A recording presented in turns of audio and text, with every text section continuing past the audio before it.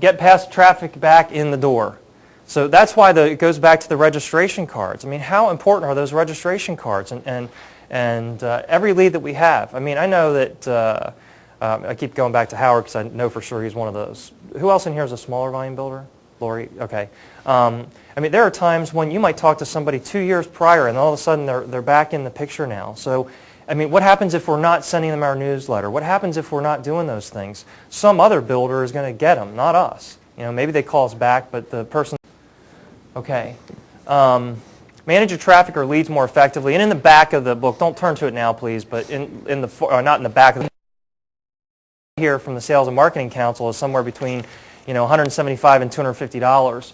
But I don't look at it that way. I look at it as if we're spending 6% in sales and marketing on our sales and marketing budget, that's what our cost of getting people in the door is. The commissions, everything that we pay. I mean, you have to have a real estate agent or a salesperson to be able to sell the home. So that commission, that I include it all, because it's, you know, you can look at it as it's only $175. But if I threw $175 on the floor and walked out of here, do you think it would just sit around here and nobody pick it up? So, but to me, I look at it and it's closer to $675 per lead. And for smaller volume builders, it's higher than that, because of the you know, your lack of ability to drive large amounts of traffic in, which low attention to them. Okay, so what's the true cost of lead? How many times does the phone need to ring? That's one of my favorite things, and equate this for small volume builders. I mean that literally. How many times do you need your phone to ring to make your yearly sales budget? Most people can't answer that question. I do tons of seminars in front of some of the 20 clubs for the smaller clubs, and that's one of the things that they never understand, why we get on that roller coaster of, I've got to sell because I don't have anything in the pipeline, and now all of a sudden I've got 4 sales. They all came at one time. I don't understand how this always happens. But now I got to build, and I'm not going to pay any attention to my sales, and now my leads are all down again, and so now, now I'm running out of construction. I better sell again. It's schizophrenic.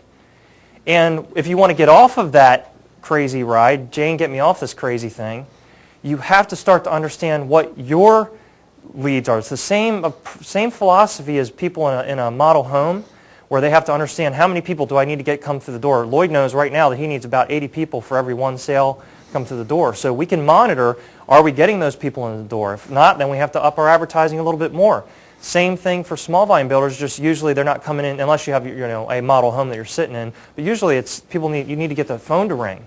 And so how many times do you need the phone to ring? I mean, is it 20 times a month to get to 1 or 2 qualified leads that may turn into 1 sale? Is it 50? I don't know, but you need to know. Okay, so I mean, maybe it's 5. But if it doesn't ring at all, and then there are months that it's starting to drop off, we need to pay attention to those things. That'll get you off of that roller coaster ride. Okay. We talked about what to do with your